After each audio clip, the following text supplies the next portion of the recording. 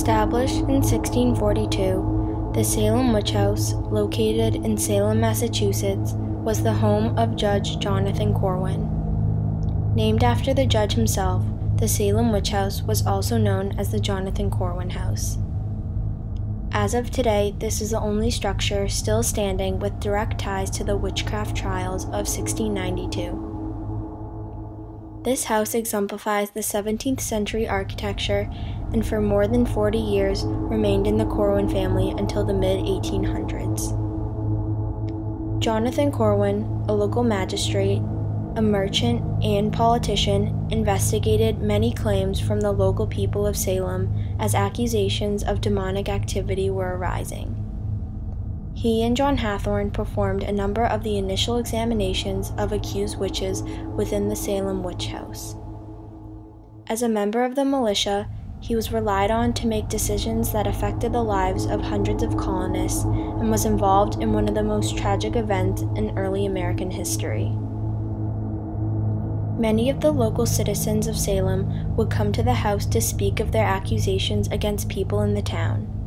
Accusations against people whom they had never met before. Documents and notes were written on behalf of these accusations. Meetings, as well as confrontations, were held in the house, making decisions on account of the allegations being made of many of the townspeople of Salem. The Salem witch trials began in the spring of 1692, when many girls claimed that they were being taken over by the devil. Other local citizens accused many of witchcraft. As the madness grew all over the town of Salem, a court was created for the hearings of these trials. As the hunt for witches grew, 19 people were found guilty of witchcraft and hung. All those convicted and found guilty of witchcraft were carted to Gallows Hill, a barren slope near Salem Village, for hanging. Dozens of people accused of witchcraft were left in jail for months without trials. Months later, over 150 men, women, and children were later accused and arrested. Around September 1692, the witch hysteria started to subside.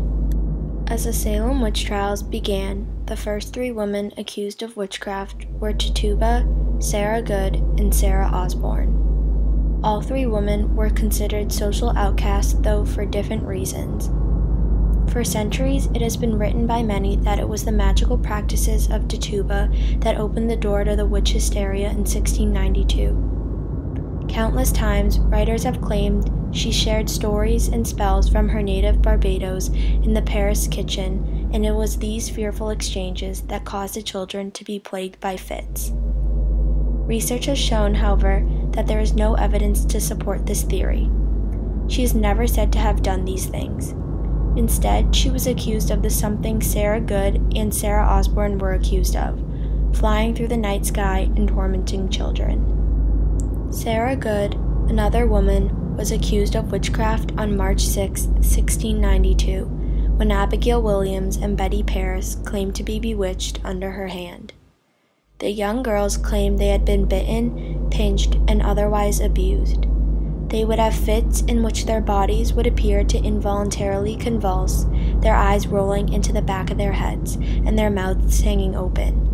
When Good was allowed the chance to defend herself in front of the 12 jurors in the Salem Village meeting house, she argued her innocence, proclaiming Tituba and Osborne as the real witches.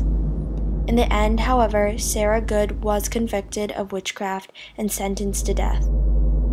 Sarah Osborne also became one of the first people accused of witchcraft at the beginning of the year 1692, when Abigail Williams and Betty Paris became ill with an unknown sickness. Both girls claimed that Sarah Osborne, along with the servant Tituba and Sarah Good, had been afflicting them. Elizabeth Hubbard also accused Sarah Osborne of afflicting her, describing it as her pinching and poking her with knitting needles.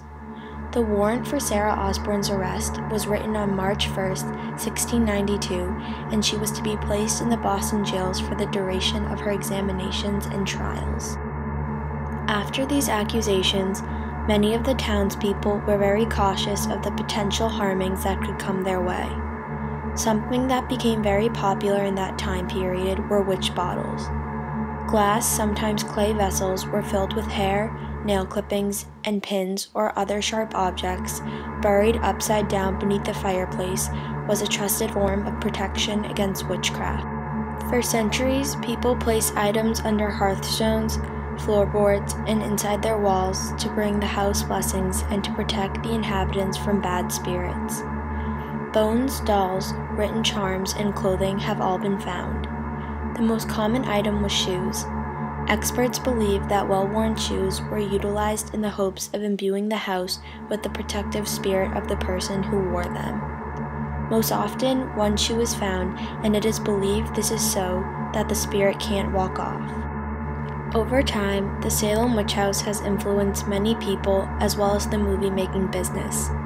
In 2012, Paranorman, an animated kids thriller, came out, taking place in a Massachusetts town that in 1712 held witch trials and convicted and executed an innocent girl. In the Salem Witch House, there is a door leading to the attic, which was used in the movie. Whenever the door opened, it let out a loud creaking noise. The same exact noise was put into the movie Paranorman, capturing the door's superior sound. Many years after the witch house was used for the meetings and gatherings for the Salem witch trials, the museum was officially opened up to the public in 1948.